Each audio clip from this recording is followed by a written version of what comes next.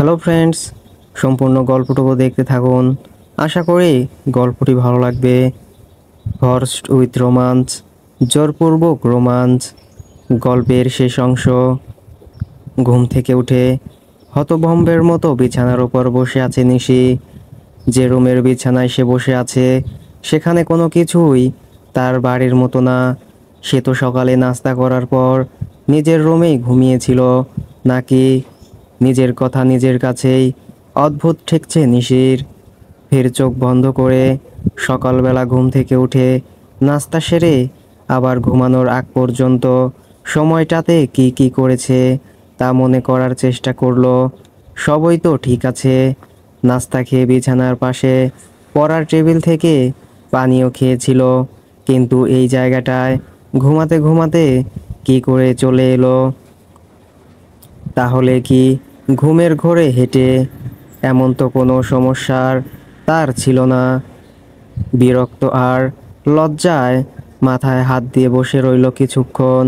নিশ্চয় পাশের বাসায় ঢুকে পড়েছে। কি একটা অবস্থা! লজ্জায় নিজের কপাল নিজেই চাপটে যাচ্ছে নিশি। হঠাৎ কি যেন ভেবে ফের রুমের চারিদিকে চোখ বোলাতে শুরু করলো।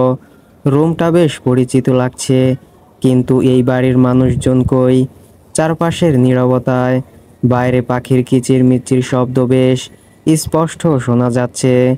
বিছানা ছেড়ে রুমের বারান্দার দিকে পা বাড়ালো সে, কিন্তু মেঝেতে পা রাখতেই ঠান্ডা যেন মাথায় গিয়ে লাগলো একেবারে। বারান্দার দরজার সাদা পর্দা ঠেলে বারান্দায় গিয়ে উঠল।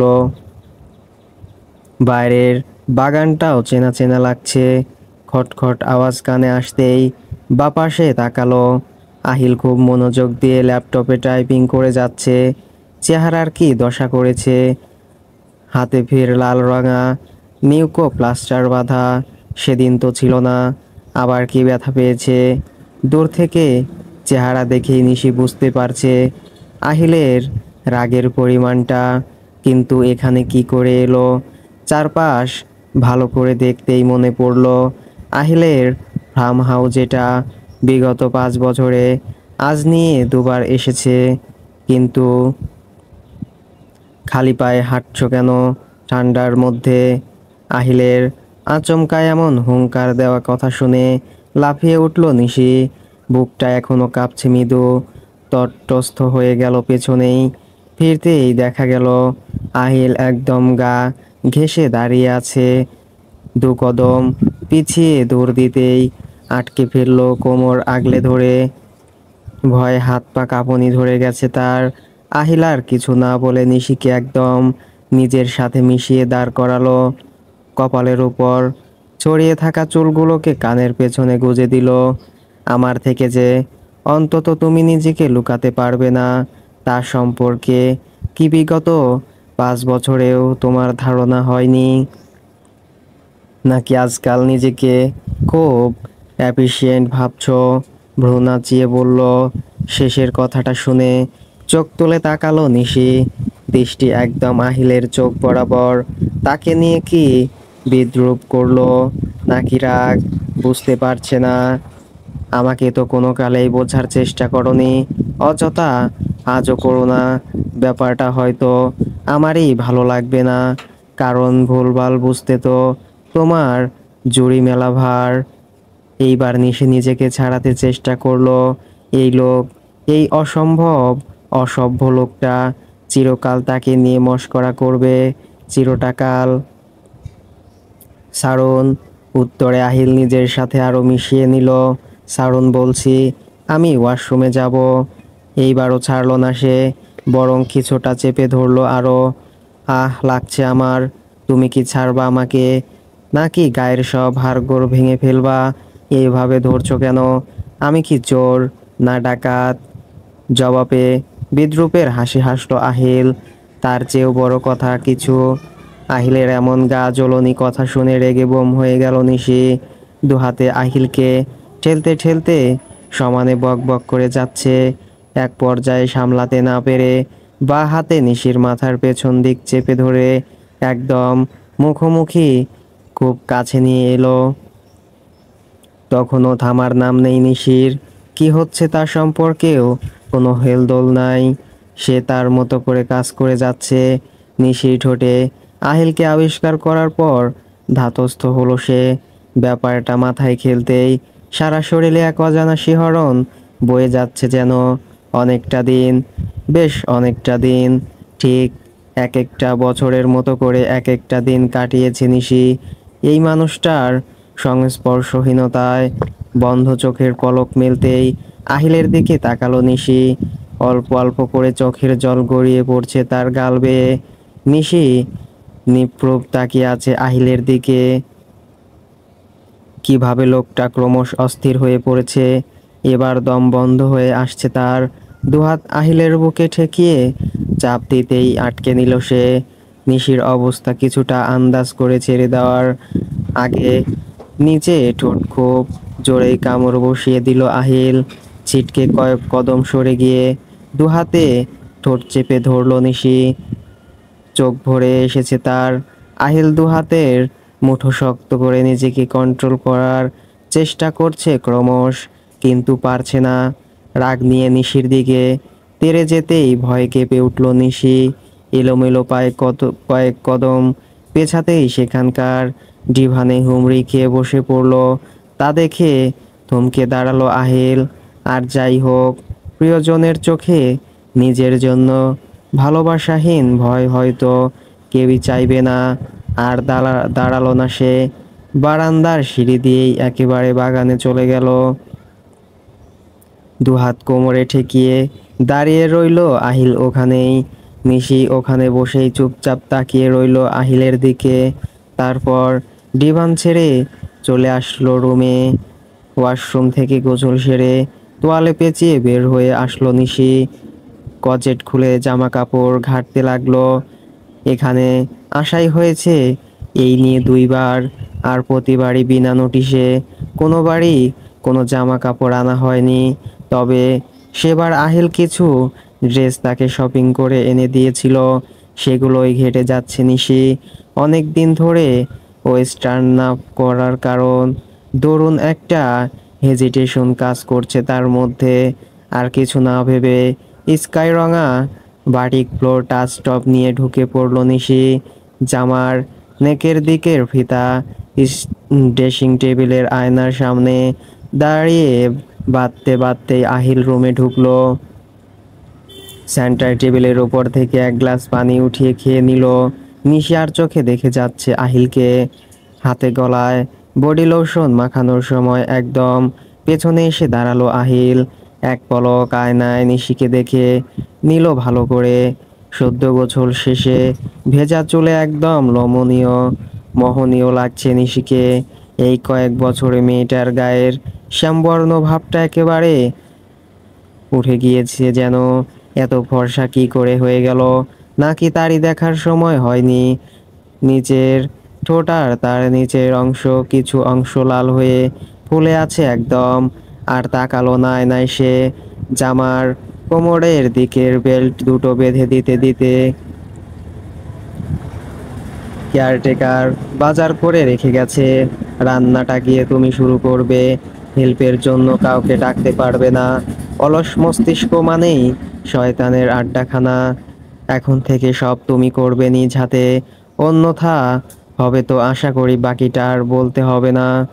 নিশি অবাক হয়ে আহিলের কথা শুনছে। ফের রাগটা চেপে বসলো তার। অলস মস্তিষ্ক, তার অলস মস্তিষ্ক হন হন করে তখনই রুম থেকে বেরিয়ে নিচে চলে আসলো। রান্নাঘরে ঢুকতেই দেখলো একজন মহিলা বসে মাছ কাটতেছে। পরিচয় হয়ে জানা গেল এই বাড়ি যে দেখাশোনা করে তারই বউ তিনি। হাতে হাতে কাজ এগিয়ে দেওয়ার জন্য এসেছে। মাছ কাটা শেষ হলে নিশি আর কোনো কাজে হাত দিতে দিল না তাকে। কিন্তু সেই মহিলাও নাছোড়বান্দা, অগত্যা বাধ্য হয়ে নিশি তাকে পাশেই দাঁড় করিয়ে রেখেছে।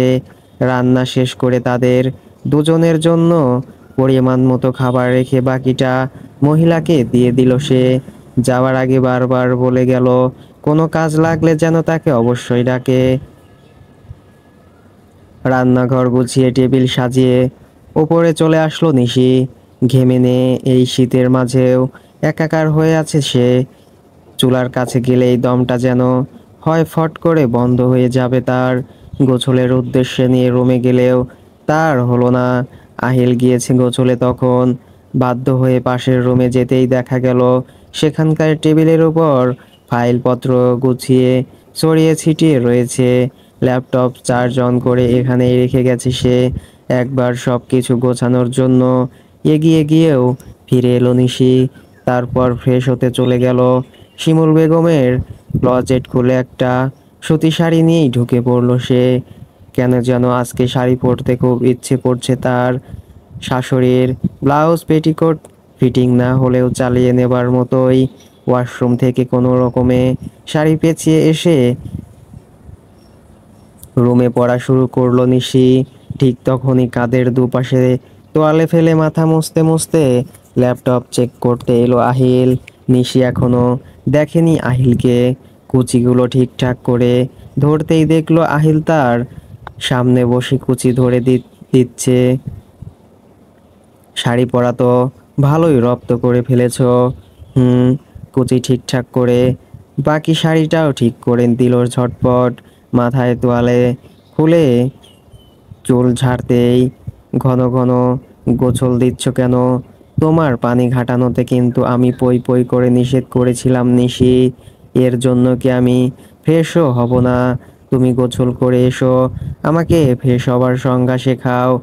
ঠান্ডাটা লাগুক, খুব ভালো করেই লাগুক, তারপর বরফে ঢুকিয়ে দেখবো কত ফ্রেশ তুমি হতে পারো। আর কথা বাড়ালো না নিশি। প্রচণ্ড পরিমাণে বিরক্ত হয়ে আছে আপাতত সে। তার ওপর এই লোক যে কোনো মুহূর্তেই হাউকাউ করার জন্য উদ্গ্রীব হয়ে আছে। আহিলকে আর কিছু বলতে না দিয়ে, ভাত ঠান্ডা হয়ে যাবে, জলদি খেতে আসো। রান্নার ব্যাপারে পারদর্শিতা নিশির খুব ভালো না হলেও মন্দ না, তবে মাছের আইটেমগুলো প্রপার শিখা হয়ে ওঠেনি তার এখনো। এর মধ্যে যতটা সম্ভব ততটাই করেছে সে। আহিল যদিও বিনা বাক্যে খেয়ে যাচ্ছে, কিন্তু নিশি কোনো মতেই মাছ দিয়ে খেতে পারছে না। ব্যাপারটা নতুন না, কাঁচা মাছ সে রান্না করে খেতে পারেনি এর আগেও কখনো। তাই ডাল ভাত আর ভাজি দিয়েই পেট ভরে খেয়ে নিল। আহিল খেয়েও কিছু বলল না। তবে নিশির খাবার শেষ হতেই নিশির প্লেট থেকে এক পিস মাছ তুলে খাইয়ে দিল। খাবার পর চেয়ারেই এত হাত দিয়ে হাত পা ছেড়ে বসে রইল কিছুক্ষণ। খাবার পর শরীর ছেড়ে দিয়েছে যেন একেবারে। আহিলার ঘাটালো না নিশিকে। নিজেই টেবিল পরিষ্কার করে সবটা গুছিয়ে নিল। এতটুকুই যে নিশি একা করেছে এটাই বা কম কিসে। বিছানার ওপর অসাড় হয়ে পড়ে আছে নিশি।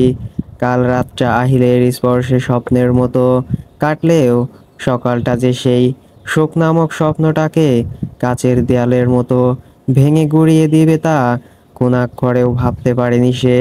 নিজেকে বহু কষ্টে টেনে নিয়ে গেল আহিল যে পাশে শুয়ে সেদিকের বেড সাইড টেবিলের কাছে। সেখানে রাখা সাদা খামটা হাতে নিয়ে ফের বসে পড়ল বিছানায়। বেশিক্ষণ দাঁড়িয়ে থাকতে পারছে না কোনোভাবেই। কোমর আর শির দ্বারা যেন ভেঙে চড়ে যাচ্ছে। পা দুটো হাঁটুর কাছ থেকে ভেঙে আসছে।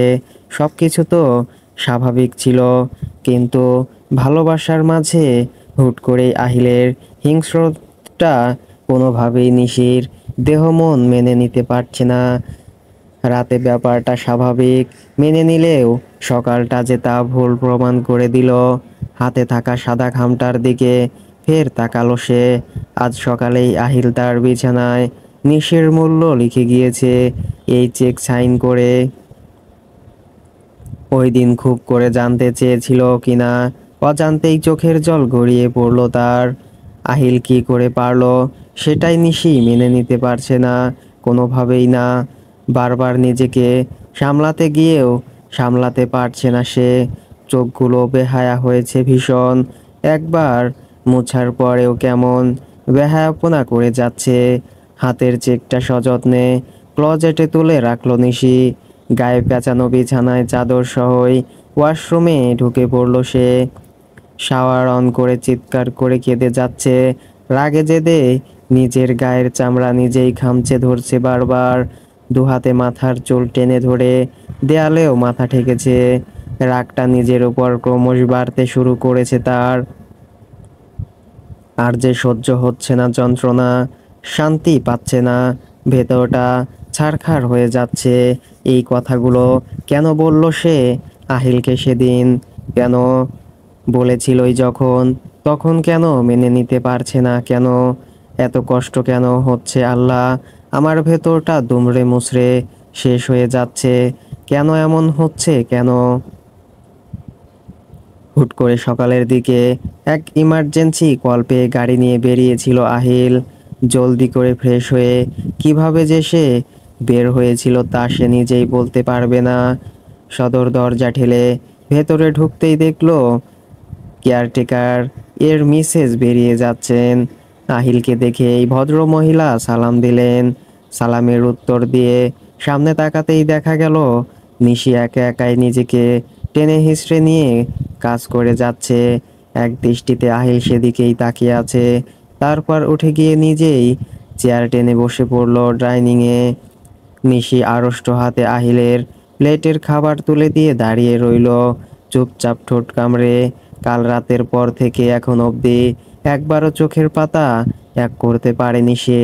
তার উপর চোখ জ্বলছে ভীষণ, সারা গায়ের যন্ত্রণার সে তো বর্ণনাতীত। তুমি বসছো না কেন? আর দাঁড়িয়েই বা আছো কেন? আমার ক্ষুধা নেই। দয়া করে ড্রাইভারকে ফোন করে বলে দাও আমাকে একটু বাবার ওখানে দিয়ে আসতে। কেন? আমার কি আরো প্রয়োজন আছে তোমার? নিঃশব্দে উঠে পড়ল আহিল। একদম নিশির মুখোমুখি দাঁড়িয়ে নিজের দুহাতের মাঝখানে নিয়ে আসলো তাকে। আমার শেষ নিঃশ্বাস অবধি তোমার প্রয়োজন ফুরাবে না। পরপার বলে যদি কিছু থাকে তাহলে তো কোনো কথাই নাই। ধরে নাও আমার মৃত্যুর আগে বা পরে, মানে তোমার কোনোভাবেই মুক্তি নাই। ভুলে যেও না তুমি কার বউ। সত্যি বলতেই তোমার কপাল খারাপ যে আমি তোমাকে ভালোবাসি। আর আমি তোমাকে তখন থেকেই ভালোবাসি যখন তুমি আমাকে ভালোবাসতে না, নিজের পাশে আমাকে চাইতে না। আর এত কিছুর পরেও তুমি ভাবলেই বা কি করে? ডিভোর্স নোটিশ পাঠানোর পর আমি সানন্দে তা সাইন করে দিব। যা চেয়েছো তাই দিতে চেষ্টা করেছি, চোখ দেখেই প্রয়োজন বুঝে নিয়েছি। কিন্তু দূরত্ব বা বিচ্ছেদ সম্ভব না। আগেই তো বলেছি তোমার কপাল খারাপ যে আমি তোমাকে ভালোবাসি। আহিলের চোখে মুখে কঠোরতার ছাপ স্পষ্ট। কিছুটা দম নিয়ে ফের বলতে শুরু করলো, তুমি এই কাজটা কেন করলে? Mutual separation. মিউচুয়াল সেপারেশন চাও তুমি আমার কাছ থেকে? এত বড় স্পর্ধা হলো কি করে তোমার? হাও? তোমাকে একা ছাড়াটাই আমার সবচেয়ে বড় ভুল। ভেবেছিলাম কিছুদিন নিজেকে সামলে নিব। আমারই ভুল। কি মনে করেছো সব কিছুতেই তোমার মতামতকে প্রাধান্য দেই বলে ডিভোর্সও দিয়ে দিব? আমি বেঁচে থাকতেও সেই আশা কখনো করবা না, কখনো না। এখান থেকে যাও, আমার সামনে থেকে যাও বলছি নিশিতা, যাও। আহিলের এমন হুঙ্কার আর রণচণ্ডী রূপ দেখে ভয়ে আঁতকে উঠল নিশি। দু কদম পিছিয়ে ফের ঠায় দাঁড়িয়ে রইল সে। যাও বলতে কি বুঝিয়েছে তাও তার মাথায় ঢুকছে না ঠিকঠাক। সদর দরজার দিকে ভয়ে ভয়ে দুই পা বাড়াতেই ফের গর্জে উঠল আহিল, কোথায় যাচ্ছ? ওদিকে? আমার কাছ থেকে পালাতে? একদম মেরে ফেলবো বলে দিচ্ছি। আমাকে রাগিও না। উপরে যাও, উপরে যাও। এক প্রকার ছুটেই নিশি উপরে চলে এলো। আহিলের এমন রাগ সে এই প্রথম দেখছে না, এর আগেও বহুবার দেখেছে। বিছানার উপর বসতেই ভ্যাংচুরের আওয়াজ শুনতে পেল সে। সব কিছু যে গুঁড়িয়ে ফেলবে তা একেবারে নিশ্চিত। এই ছেলের রাগ এমনি ভালোর ভালো, আর রাগে ভয়ঙ্কর। কতক্ষণ এমন ধ্বংসযজ্ঞ চালিয়ে যাবে তার ঠিক নেই। তবে যে সে আহিলকে রাগিয়ে দিয়েছে তা খুবই ভালো করে বুঝতে পারছে। বারান্দার দিকের পর্দা সরিয়ে মেঝেতে বসে বিছানার সাথে হেলান দিয়ে বসলো নিশি। বারান্দার রেলিং আর সিলিং এর মাঝখানের দূরত্বে এক ফালি আকাশ দেখা যাচ্ছে স্পষ্ট। এখান থেকে ভ্যাংচোরের শব্দটা মৃদু শোনা যাচ্ছে। গা ছেড়ে দিয়ে মাথাটা ভালোভাবে এলিয়ে বসলো সে। হাসির সেদিন হুট করে এমন কথাবার্তায় সব ভুলগুলো কেমন দুয়ে দুয়ে চার হয়ে মিলে গেল। তারপর শেষ খামে সোহানার সাথে আহিলের অমন ছবি দেখে নিজেকে ঠিক রাখতে পারেনি নিশি। অন্য কেউ হলে পারতো কিনা তাও তার জানা নেই। মাঝখানের দুদিন পুরোপুরি নিজেকে সময় দিয়ে ঠিক করলো এভাবে এমন লুকোচুরি নিয়ে কোনো সম্পর্ক চালিয়ে নেওয়া যায় না। তাই কাউকে কিছু না জানিয়ে নিজেই উকিলের সাথে সব কিছু বুঝে শুনে নিয়ে মিউচুয়াল সেপারেশন নোটিশ বানিয়েছিল। তারপর নিজ হাতে সেটা আহিলের অফিসের ঠিকানায় পোস্ট করে ভার্সিটিতে চলে গিয়েছিল। সৌভাগ্যে না দুর্ভাগ্য সেদিনই সোহানার সাথে দেখা হয়ে তার ভুল ধারণাগুলো ভেঙে গেল। কিন্তু ততক্ষণে অনেকটা দেরি হয়ে গিয়েছে। আহিলকে নোটিশ পাঠানো হয়ে গেছে। সব কিছু হাতের বাইরে চলে গিয়েছে। সব কিছু। এরপর থেকে আহিলের সাথে সে নিজে থেকে বহুবার যোগাযোগ করতে চেয়েছে। কতবার কল লিস্টে গিয়ে নাম্বার ডায়াল করেছে, কিন্তু প্রতিবারের রিং বাজার আগে কেটে দিয়েছে। কেমন যেন অস্থিরতা আর সংকোচ। যেই মানুষটাকে মনে প্রাণে ভালোবেসেছে সেই মানুষটার সাথে ফোন দিয়ে প্রথমে কি বলবে তাই যেন খুঁজে পাচ্ছে না। গলা কাটা মুরগির মতো ছটফট করছে। নিজের ভুলে অনুতপ্ত হয়েছে, দগ্ধ হয়েছে বারবার, কিন্তু প্রতিবারই শান্তি মেলেনি। সে যে কষ্ট দিয়েছে মানুষটাকে, ভীষণ কষ্ট দিয়েছে। নিজের ভাঙচুরের শব্দ আর পাওয়া যাচ্ছে না। মানুষটা ঠিক আছে তো ভেবে উঠতে চাইল নিশি, কিন্তু তৎক্ষণাৎ গাড়ির শব্দ পাওয়া গেল। বেরিয়ে গিয়ে বাড়ি থেকে চলে গিয়েছে। ডুকরে কেঁদে উঠল নিশি। নিজের অজান্তেই বিছানার চাদরটা দুহাতে গুজে মুখের কাছটায় চাপা দিয়ে নিঃশব্দে বোবা কান্নায় মেতেছে সে। ভালো করে চোখ খুলতে পারছে না নিশি। চোখ খুলতে গেলেই যেন ব্যথা করছে। এদিকে শীতে কাঁপুনি ধরে যাচ্ছে সারা গায়ে। গায়ের ওপর ভারী টেক্সের কম্বল আছে বুঝতে পেরেও শীতটা যেন মানছে না কোনোভাবেই। গলা শুকিয়ে কাঠ হয়ে আছে। এতক্ষণ নিশ্চিত হাঁ করে ঘুমিয়েছিল, যার দরুন ভেতরও শুকিয়ে গেছে মনে হচ্ছে। ঘাড় এপাশ ওপাশ করতেই কপালের ভেজা গরম রুমালটা গালের ওপর এসে পড়ল। হাত বাড়িয়ে সেটা গাল থেকে সরিয়ে টেবিলের ওপর রাখার আগেই দেখা গেল আহিল বিছার পাশে টুলের ওপর দুহাতে মুখ ঢেকে মাথা নিচু করে বসে আছে। নড়ে চড়ে উঠতে গিয়ে উঠতে পারল না। সারা গায়ে ব্যথায় যেন কিল ধরে আছে। কিন্তু পানি খেতে হবে। তেষ্টায় গলা শুকিয়ে কাঠ হয়ে গেছে। উঠে বসার চেষ্টা করতেই নিজের অজান্তেই ঘুরিয়ে গুংড়িয়ে উঠল নিশি। আওয়াজ পেয়ে আহিল নড়েচড়ে ঘাড় সোজা হয়ে বসেছে। গলার ভাঁজে আর গালে হাত বুলিয়ে গায়ের তাপমাত্রা দেখে যাচ্ছে। তারপর রুমালটা বাটিতে ডুবিয়ে ফের কপালে দিতে আসলেই থামিয়ে দিল নিশি। পানি খাবো, ফ্যাসফ্যাসে গলায় আহিল ধরে বিছানায় বসিয়ে পানি হাতে দিল। কোমরের নিচে হট ব্যাগের উপস্থিতিটা তখন সবেমাত্র টের পেয়েছে নিশি। অজানা একটা ভোঁতা ভালো লাগা কাজ করছে ভেতরে ভেতরে। আবার কোথাও যেন কেটে যাচ্ছে সেই ভালো লাগার সুতোটা। উঠে বসার পর ঠান্ডা যেন ছেঁকে ধরছে আরও। ঠিকঠাক বসে থাকতে পারছে না, কেঁপে কেঁপে উঠছে হঠাৎ হঠাৎ। আহিল এবার চেয়ার ছেড়ে নিশির পাশে বসলো। এক হাতে আগলে ধরে অন্য হাতে পানি খাইয়ে দিল। কিছু খাবে? হুম, সকালে খেয়েছিলে কিছু রান্না করার ফাঁকে। উত্তরে নিশি মাথা নাড়িয়ে না করলো। এখন কয়টা বাজে জানো? সন্ধ্যা 6টা। এতটা সময় পেটে দানা পড়ে নাই। তুমি বসো, আমি খাবার নিয়ে আসছি। কিন্তু আমার তো ক্ষুধা লাগে নাই। ঘুমের মধ্যে সামান্য সুপার দুধে পেট ভরে যাবার কথা না। চুপচাপ বসো, রাতে খাবো। এখনই সন্ধ্যাবেলা। এখন খেয়ে দেন ঘুমানোর আগে বের খাবা। আর কথা বলতে দিল না আহিল। কম্বলের ভেতর নিশিকে মুড়িয়ে দিয়ে নিচে চলে গেল খাবার আনতে। প্রতিটা কথায় এখন ওর আগের আভাস পাওয়া যাচ্ছে। এমন গম্ভীর হয়ে আছে যে নিশের মুখ খুলতেই বুক কাঁপছে। বিছানায় হেলান দিয়ে বসতেই ফের ঝিমুনি ধরে যাচ্ছে। আধো আধো করে চোখ খোলা আর বন্ধ করার মধ্যেই ঘুমিয়ে গিয়েছে। সকালের পর আহিল কেয়ারটেকারকে দিয়ে ছোটা মানুষ আনিয়ে ঘর পরিষ্কার করিয়েছে।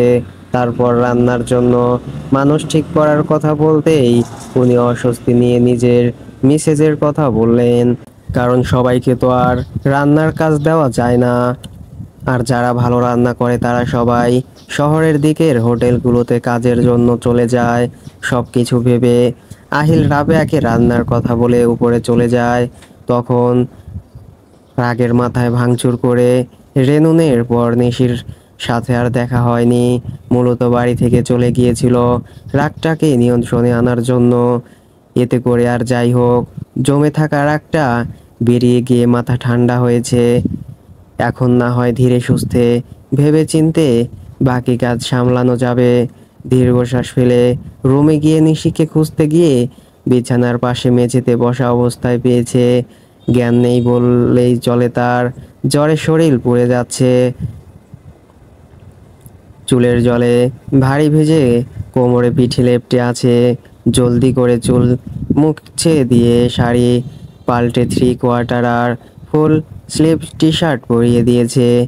মাঝখানে ফারাজের সাথে কথা বলে মেডিসিন খাইয়ে দিয়েছে। জ্বর কমে গেলেও পুরোপুরি তাপমাত্রা নামেনি। বিকেলের পর থেকে সেই আগের মতো অবস্থা। মাঝখানে অবশ্য বেশ বিরতি নিয়ে খানিকটা করে দুধ আর স্যুপ খাইয়ে দিয়েছিল। কিন্তু এত বড় মেয়ের জন্য এতটুকু আর কি বা খাবার। ক্ষুধায় পেট ডাকছে তাও বলছে পরে খাবে। খানিকটা হেসেই ফেললো আহিল। তারপর রাবেয়াকে দিয়ে খানিক খাবারটা ট্রে সাজিয়ে একেবারে উপরে চলে এলেন। এই যে এদিকটায় রাখুন। স্যার, ভাবির কি শরীর বেশি খারাপ? হ্যাঁ, জ্বর এসেছে সকালে। আহিলের কথায় খানিকটা চুপ হয়ে গেছে রাবেয়া। আহিল রাবেয়ার মতিগতি বোঝার চেষ্টা করছে। সকলের ভাঙচুরের ব্যাপার থেকে কিছু একটা আন্দাজ করছে হয়তো। ব্যাপারটা স্বাভাবিক। মানুষ যা দেখবে আর আমরা যা দেখব সেটাই তো ভাববে। আপনি বরং রান্নাঘর পরিষ্কার করে চলে যান আপাতত। রাতে এসে বাকিটা করে দিয়েন। স্যার, ভাবিরে হাতে পায়ে তেল গরম মালিশ করে দিলে কিছুটা আরাম পাইতো। ভ্রু কুঁচকালো আহিল। জ্বরের মধ্যে তেল মালিশ? আসলে ঠান্ডার দোষ কাটে আর কি। সরিষার তেল, রসুন। আচ্ছা, আপনি বরং রান্নাঘরে বানিয়ে ঢেকে রেখেছেন, আমি করে দেব পরে। রাবেয়া চলে যেতেই বিছানার দিকে এগুলো আহিল। যা ভেবেছিল ঘুমিয়ে পড়েছে আবার। দুর্বলতা থেকে হচ্ছে বোধ হয়। চেক আপ মেনটেন করছে না গত 1.5 মাস ধরে। পায়ের অবস্থা কি করে রেখেছে। একটা কথা যদি এই মেয়ে শুনতো। নিশু, উঠো, খাবে চলো। এই নিশু গায়ে হালকা ঝাঁকি দিতেই চোখ মেলে তাকালো। কম্বলের ভেতরে থাকা অবস্থায় আহিল থেকে তাকে মোটা একটা জ্যাকেট পরিয়ে দিল। ওয়াশরুমে যাব আমি। বিছানা থেকে এক প্রকার পাজা কোলে নিয়েই সোফার দিকে এগোচ্ছিল আহিল। নিশির কথা শুনে একেবারে ওয়াশরুমের ভেতর নামিয়ে দাঁড় করিয়ে কাজ সামলে ধরলো। আহিলের যাবার ব্যাপারে হেলদেল নই দেখে মুখের পানে তাকাতেই, কি, বের হও। ব্যালেন্স নাই তোমার নিশো, মাথা ঘুরিয়ে পড়ে যাবা। এখনই তো দাঁড়াতে পারছো না ঠিক করে। আমি পারবো, যাও তুমি। আরে আমি থাকলে কি সমস্যা? আর উত্তর দিল নিশি চোখ মুখ কিটমিট করতেই। যাচ্ছি। দরজা লাগাবে না। এখানেই আমি দরজার পাশেই আছি। দেয়াল ধরে ধরে আগাও বলেই দরজা ভিড়িয়ে বের হলো সে। ওয়াশরুম থেকে বের হয়ে নিশি হেঁটেই সোফায় গিয়ে বসলো। আহিল ভাত মাখিয়ে নিশিকে খাইয়ে দেবার ফাঁকে ফাঁকে নিজেও খেয়ে নিচ্ছে। সারাদিন কি তাহলে না খেয়েই ছিল? এমন উত্তর মাথায় আসার পর ও করে নিশি করেনি নিশি, কারণ উত্তর তো তার জানা। দুই হাতে পানির মগটাকে পেটের কাছে চেপে চোপায় পা তুলে আরাম করে হেলান দিয়ে বসলো। প্যাকে প্যাটে ক্ষুধা, তার উপর সব বিস্বাদ লাগছে। জ্বরে মাথা হ্যাং হয়ে যাচ্ছে যেন। আবার কি তাপমাত্রা বেড়ে যাচ্ছে কিনা কে জানে। আর খাবো না। আরে আমি তো খেলাম এতক্ষণ। না, আর ভালো লাগছে না। গায়ে জ্বর নিয়ে ভালো লাগার আশা কেন করছো? আর বসার এত জায়গা থাকতে তখন মেঝেতে বসেছিলে কেন? গতকাল দুপুরে দুইবার গোসল দিয়েছো। ঠান্ডা সহজেই জব্দ করে জানার পরেও ডন কেয়ার ভাব নিয়ে চলো। ভুগেকে চুপচাপ হাঁ করো। বিরক্ত হয়ে কথা বলার জন্য মুখ খুলতেই আহিল ফের ধমকে উঠল। আর কিছু বলেনি সে, কিন্তু চোখ ঝাপসা হয়ে আসছে ক্রমশ। চোখের পানি ফেলতে ফেলতে নাক টেনে মুখের খাবার নিয়ে জাবর কেটে যাচ্ছে ক্রমাগত। ইচ্ছে করে আহিল ঠেলে আরেক লোকমা তুলে দিল নিশির মুখে। বিরক্তি নিয়ে কপাল কুঁচকাতেই ধীরে ধীরে খেয়ে নিল মুখের সবটা। খেতে গিয়ে বেশ বুঝতে পারলো খাবারটা ভালো লাগছে। খেতে চোখের জল মুছে দ্রুত গপাগপ খেতে শুরু করে দিল। আমি এইটা দিয়ে আরেকটু ভাত খাবো। নিচের দিকে তাকিয়ে আঙ্গুল ইশারায় বাটিটা দেখিয়ে আর চোখে দেখতে লাগলো আহিলকে। মুচকি হেসে বেশ খানিকটা ভাত মেখে আচার সমেত লেবু দিয়ে হাঁসের মাংসের ঝোল ভাত দিয়ে মাখাতে শুরু করে দিল। ওমা, এইটা হাঁসের মাংস ছিল? এত স্বাদ! এটা তো বাবার রান্না থেকেও ভালো হয়েছে। নিশির হতবাক হবার প্রতিক্রিয়া দেখে হেসে ফেলল আহিল। 1.5 ঘন্টা ধরে ফোনে শ্বশুর মশাইকে জ্বালিয়ে তবেই না 3 ঘন্টা লাগিয়ে মনের মাধুরী মিশিয়ে রান্নাটা নিজ হাতে করেছে। যদিও বেগ পেতে হয়েছে অনেক। হাঁসের মাংসের প্রিপারেশন নিশির খুব পছন্দ, তবে সেটা তার বাবার হাতের। যাক, এত ঝামেলা করে রান্নাটা ভালো লেগেছে তাতেই অনেক। এইবার নিশিকে খাইয়ে দেবার মাঝে মাঝে নিজেও খাচ্ছে। না, রান্নাটা মন্দ হয় নাই। বাবাকে একদিন রাবেয়া ভাবির এই রান্না খাওয়াতে হবে। বাবার খুব গর্ব তার। চাইতে নাকি তার কেউ এত ভালো রেসিপি পারবে না। নিশির মুখে রাবেয়ার কথা শুনে পাংশু হইতে গেল আহিলের মুখখানা। এত কষ্টের ফল শেষ কিনা রাবেয়া ভাবির। তবে মুখে কিছু বলল না। খাওয়া শেষ করে নিশির মুখ মুছিয়ে সব কিছু গুছিয়ে নিচে চলে গেল। ফিরে এসে রুমে পা পেয়ে বারান্দায় দাঁড়াতেই দেখা গেল সে বারান্দার ডিভানে বসে আছে চুপচাপ। এখানে এসেছো কেন? বাইরে কি পরিমাণ ঠান্ডা! গায়ের জ্বর ফুলে ফেপে বাড়ছে। আসো বলেই হাত ধরে ওঠাতে গেলে থাকি না একটু। রুমে ভালো লাগছে না। না, এখন মেডিসিন খাবার রুমে গিয়ে। আর ও কাজ আছে, এখানে বসা চলবে না বলে কোলে নিয়ে রুমে নিয়ে এসে বিছানায় বসিয়ে দিল। তেলের বাটি নিয়ে বেশ কয়েকটা টিস্যু পেপার রেখে বিছানায় একদম পা উঠিয়ে বসলো। নিশির গা থেকে জ্যাকেট খুলে পাশে রেখে হাতের তালুতে তেল মালিশ করে দিতেই, হাতের এখানে নখের দাগগুলো কিসের? নিশিকে চুপ করে থাকতে দেখে আর কিছু বলল না আহিল। ফের রাগ মাথা চাড়া দিয়ে উঠছে যেন। তখন ড্রেস চেঞ্জ করাতে গিয়ে দাগগুলো চোখে পড়েনি। এখন একেবারে লালচে হয়ে ফুলে উঠেছে। দেখে মনে হচ্ছে হিংস্র জন্তুর কবলে পড়েছিল। পায়ের হাঁটুর নিচ থেকেও একই অবস্থা। কিছু না বলে আহিল হাতে পায়ে বেশ সময় নিয়ে তেল মালিশ করে দিল, কোনো কথা না বলেই। তারপর চুপচাপ উঠে গিয়ে হাত ধুয়ে এসে ফের বসলো নিশির পাশে। নিশি তখন অন্যমনস্ক হয়ে কি যেন ভাবছিল। কোনো কথা না বলেই আহিল বা হাতের আঙ্গুলগুলো থেকে একে একে নখের বাড়তি অংশগুলো নেল কাটার দিয়ে কাটতে শুরু করে দিল।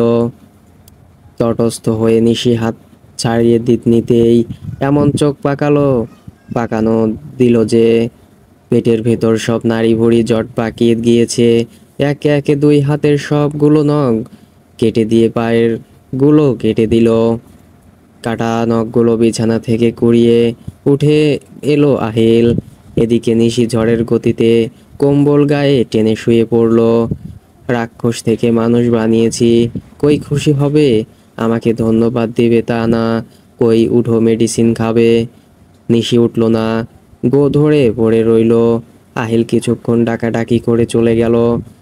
থাক, কিছুক্ষণ পরেই না হয় খাইয়ে দিবে। বেচারির সাধের নখের কর্তম হজম করার তো সময় দরকার নাকি। এবার আহিলের হাসি পেয়ে গেল খুব। অন্য সময় হলে এই কাজ করতে দেখলে আছড়ে খামচে একাকার করে দিত, কিন্তু আহিলের রাগের ব্যাপারটা কাজে দিয়েছে আজ, তার জন্যই এমন কিছু করার সাহস হয়নি। রাগ করে শুয়ে পড়ার পর বেশ ঘুমিয়ে গেল নিশি। আহিল তার পাশেই বসে তাকে পায়ের ক্ষতগুলোতে অ্যান্টিসেপটিক লাগিয়ে দিচ্ছে। এর মধ্যেই ঘুম চোখে উঠে নিশি হর করে বমি দিয়ে ফ্লোর বিছানা ভাসিয়ে ফেলল। পাশে বসে হতভম্ব হয়ে আছে আহিল। নিশির গা থেকে কম্বলখানা সরিয়ে নিজের দিকে টেনে নিয়ে এলো। বমির উৎকট গন্ধে রুমে থাকা যাচ্ছে না কোনো মতেই। নিশিকে নিয়ে চলে এলো পাশের রুমে। তারপর প্রয়োজনীয় জিনিসপত্র নিয়ে গিয়ে ওয়াশরুম থেকে মাথা ধুইয়ে চোখে মুখে ছিটিয়ে দিল। জামা কাপড় পাল্টে বিছানায় আসতেই আহিল মেডিসিন খাইয়ে দিল সবার আগে। রাতে ফের যদি জ্বর আসে সেই ভেবে আর লাইট অফ করলো না আহিল। সেখানেই নিশির পাশে শুয়ে পড়ল। শোয়া মাত্রই আহিলের ঘুমে নেদা হয়ে গেল। সারাদিনের ক্লান্তি যেন ঘিরে ধরেছে তাকে, কিন্তু ঘুমটা হালকা হয়ে যাচ্ছে। বুকের ওপর কি যেন কাঁপছে ক্রমাগত। হালকা চোখ খুলে নিশিকেই পেল। কপালে হাত দিতেই বুঝতে পারলো গা ঘামছে। কিছুক্ষণ পর বুঝতে পারলো নিশি কাঁদছে। কাঁদছো কেন নিশু? মাথায় হাত বুলিয়ে দিতে দিতে বলল, জ্বর ছেড়ে দিচ্ছে, একটু কষ্ট হবে, ঠিক হয়ে যাবে, পানি খাবে, খাবার খেয়ে তোমার মেডিসিন নিয়েছিলে। নিব না, এই পিচ্চিটাকে সামলাতে হলে তো নিজেকে ঠিক রাখতেই হবে।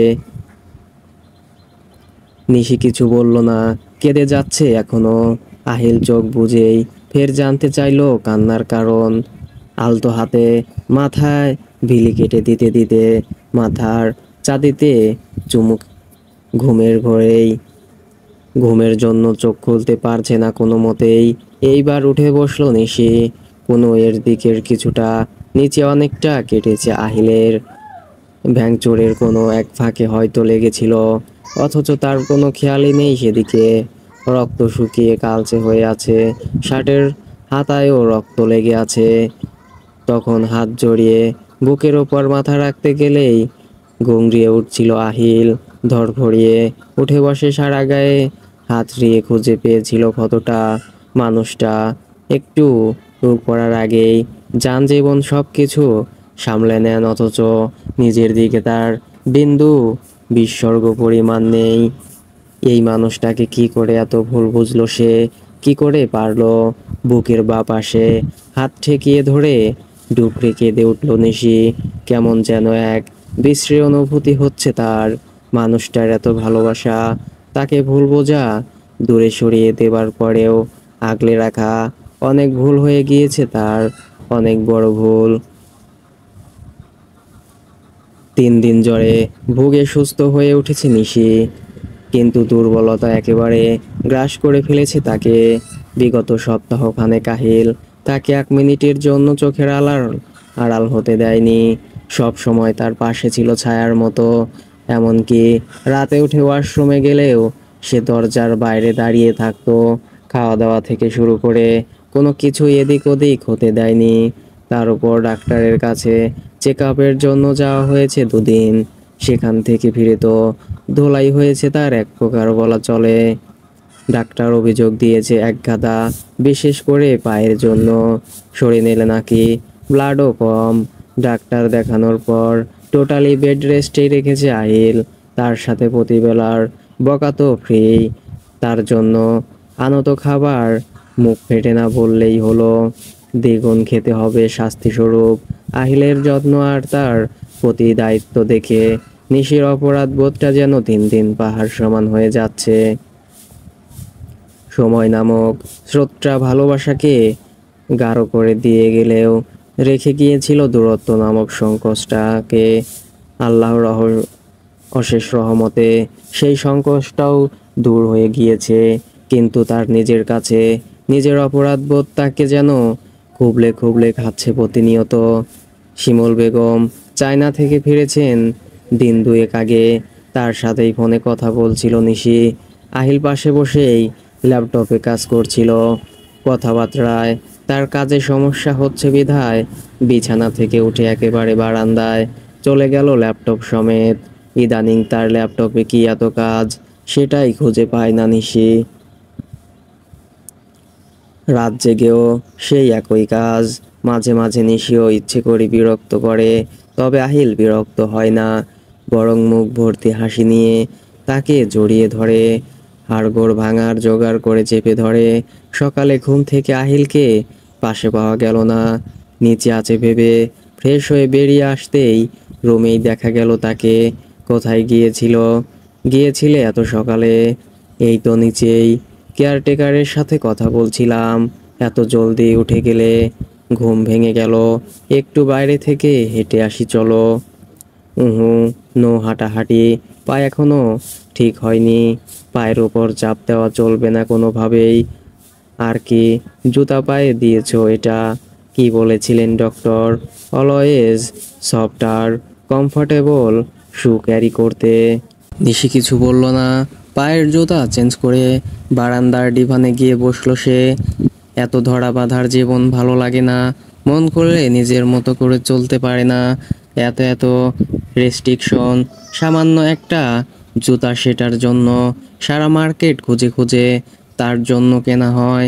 বাকিদের মতো যখন যেটা ইচ্ছে পায় নিতে পারে না। ডক্টরের এক বাণী, সব সময় সমতলে হাঁটবে এবং ফ্ল্যাট শু ক্যারি করবে।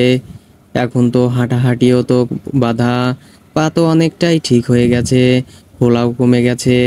আনমনে এসব ভাবছিল, তখনই তার পাশে এসে বসলো আহিল। এক্সকিউজ মি, আমার মিসেসকে দেখছেন? সে একটু আগে আমার সাথে রাগ করে রুম থেকে বেরিয়ে গিয়েছে। নিশি কিছুই বলল না, ঠিক আগের মতো বসে রইল। আহিল এবার কিছুটা এগিয়ে নিশির কানের কাছটায় মুখ নিয়ে এলো। আসলে আমার তাকে নিয়ে খুব লং ড্রাইভে যেতে ইচ্ছে করছিল যে, তাকে বলে দিন না একটু, সকাল ফুরিয়ে যাওয়ার আগেই যেন সে রাজি হয়ে যায়। এইবার নিশি হেসে ফেলল, দুই হাতে আহিলের দুই গাল টেনে ধরে। এই ছেলে এত বাজে কেন তুমি? আমার বউ শিখিয়েছে যে। কথাটা বলেই আহিলের বুকে হাসতে লাগলো, লুটিয়ে পড়ল নিশি। তার সাথে তাল মিলিয়ে আহিল নিজেও হেসে যাচ্ছে। অনেক দিন পর ভালো লাগছে সব কিছু তার। মন প্রাণ দিয়ে ভেতর থেকে অনুভব করছে সব কিছু।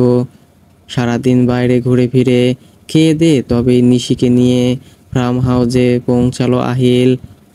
রুমে গিয়ে ফ্রেশ হবার তাগিদে গিয়ে সে নিজেই অন্য রুমের ওয়াশরুমে ঢুকে পড়ল। তারপর ধীরে সুস্থে নিশিকে নিয়ে রুমের বারান্দার সিঁড়ি দিয়ে বাগানে নেমে এলো। সিঁড়ির কাছটায় আলো থাকলেও বাগান পার হয়ে বাড়ির পেছনটা একেবারে ঘুটঘুটে অন্ধকার। সার্ভেন্ট কেয়ার কোয়ার্টারে তালা ঝুলছে, তার মানে ওনারা এখানে নেই। সকালের দিকেই আহিল তাকে বলেছিল তার জন্য সারপ্রাইজ আছে।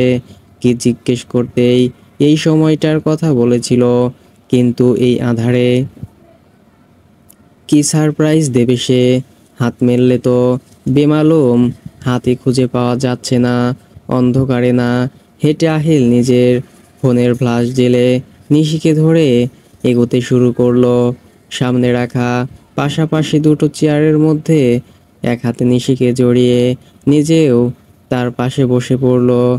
ফোনের ফ্ল্যাশ বন্ধ করতেই আধারে যেন একেবারে চোখে গিয়ে বিচ্ছে। কয়েক সেকেন্ডের মধ্যেই হুট করে বিশাল পর্দা জুড়ে তাদের সামনে প্রজেক্টর চালু হলো। পর্দায় এখনো কিছু ভাসছে না, খালি নিশি সেদিকে তাকিয়ে রইল। কিছু ছবি পর পর পাশে যোগ হচ্ছে পর্দায়। এই ছবিগুলো তো ভ্রু কুঁচকে গেল নিশির আনমনেই। এইগুলো তো সেই ছবি কামের মধ্যে করে বইয়ের ভাঁজে সে পেত। এইগুলো আহিল কি করে পেল? কিছুই ভেবে পাচ্ছে না নিশি। প্রতিটা ছবি স্লাইড শো হচ্ছে। ছবিগুলোতে সুহানার সাথে আহিলের ছবিগুলোও রয়েছে। আহিলের দিকে তাকালো নিশি, তার দৃষ্টি সামনে স্থির। পরের ছবিগুলো দেখে আঁতকে উঠল নিশি। তার ছবি এগুলো। ভি- বিভিন্ন স্পটে ভিন্ন ভিন্ন পুরুষের সাথে বেশ কয়েকটা হোটেল রুমের কিছু অন্তরঙ্গ সুন্দর মুহূর্তের ছবিও রয়েছে। হাত পা কাঁপছে ক্রমাগত তার। এইবার আর আহিলের দিকে তাকানোর সাহস আর কোনো মতেই নেই।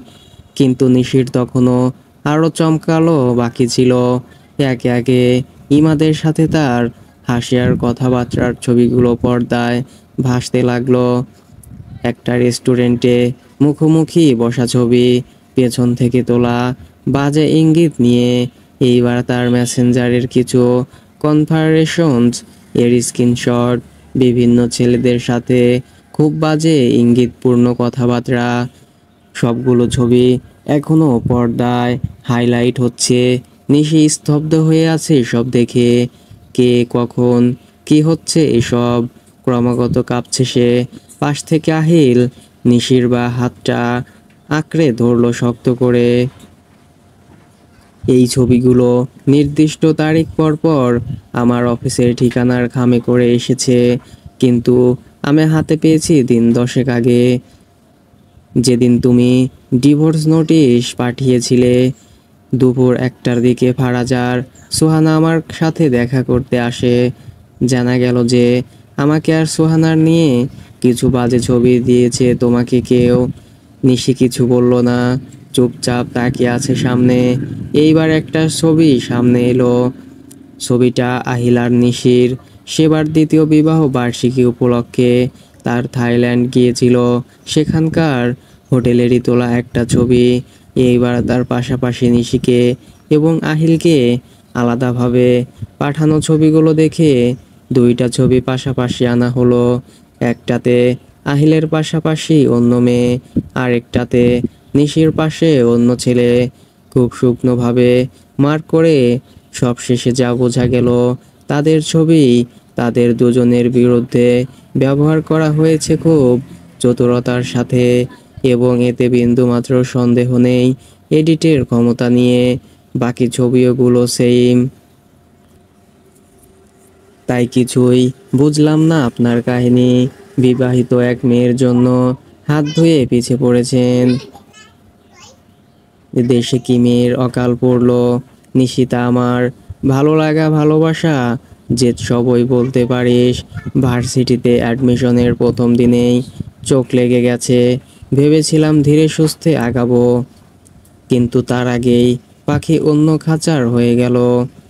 কিছু ওরে কাছে পাবার আকাঙ্ক্ষা মন থেকে দূরে করতে পারি নাই। এত মেয়ের সাথে ইনভলভ হয়েছি, বেড শেয়ার, লিভিং সবই করেছি, কিন্তু তারপরেও নিশিতার অভাব পূরণ হলো না। এর ওপর বিয়ে করে তো মাথা নষ্ট করার রূপ ভর করেছে যেন। যে চাপড়ে ওরে আমার চাই মানে চাই, কিন্তু শালার ওর হাজব্যান্ডের 2 গার্ড, কুত্তার বাচ্চা দুইটার জন্য কিছু করতেও পারতাম না। একদিন তো আড্ডা দিতে দিতে ভার্সিটির পেছনের দিকেও নিয়ে গিয়েছিলাম। সব কিছু ছেট, কপাল খারাপ। এরপর ঘুরতে যাবার প্ল্যান হলো, শালি সেখানে না করে দিল।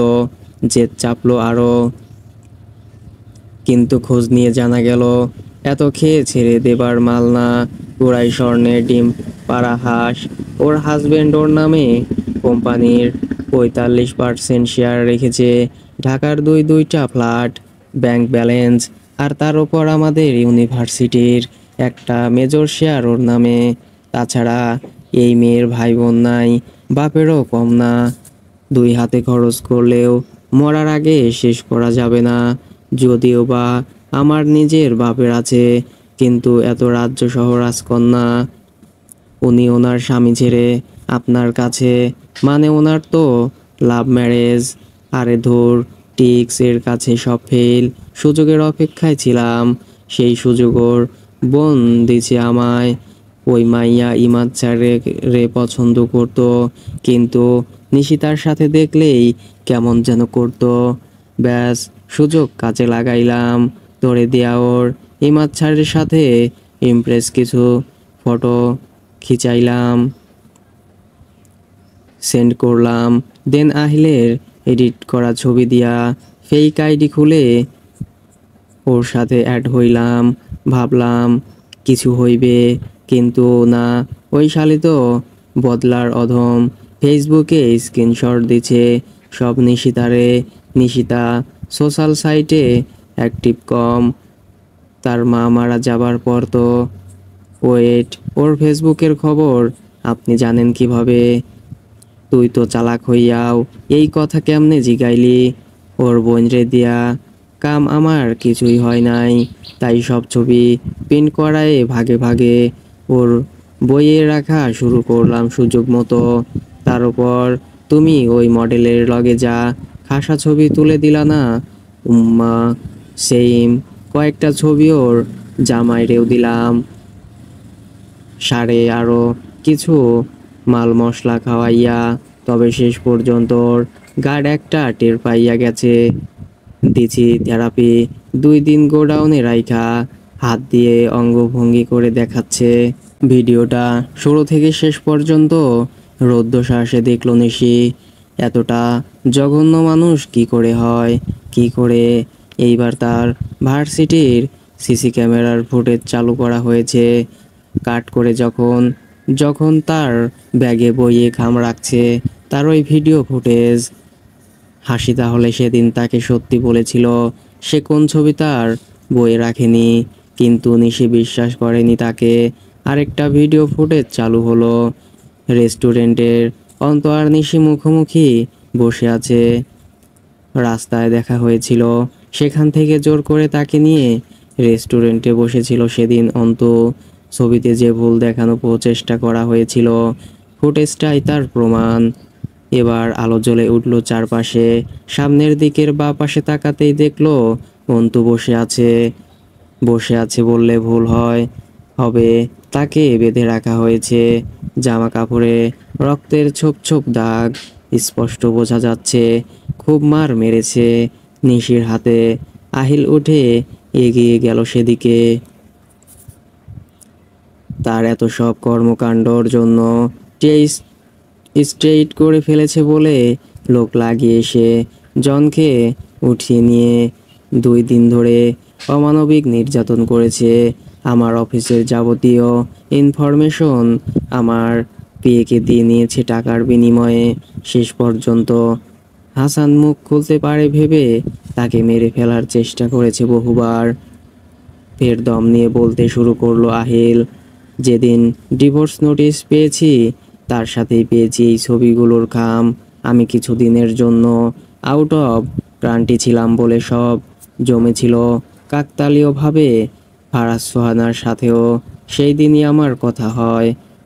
ওর পাঠানো রেস্টুরেন্টের ছবি থেকে সেই রেস্টুরেন্টের ভিডিও ফুটেজ কালেক্ট করে ফটোগ্রাফারকে বের করা।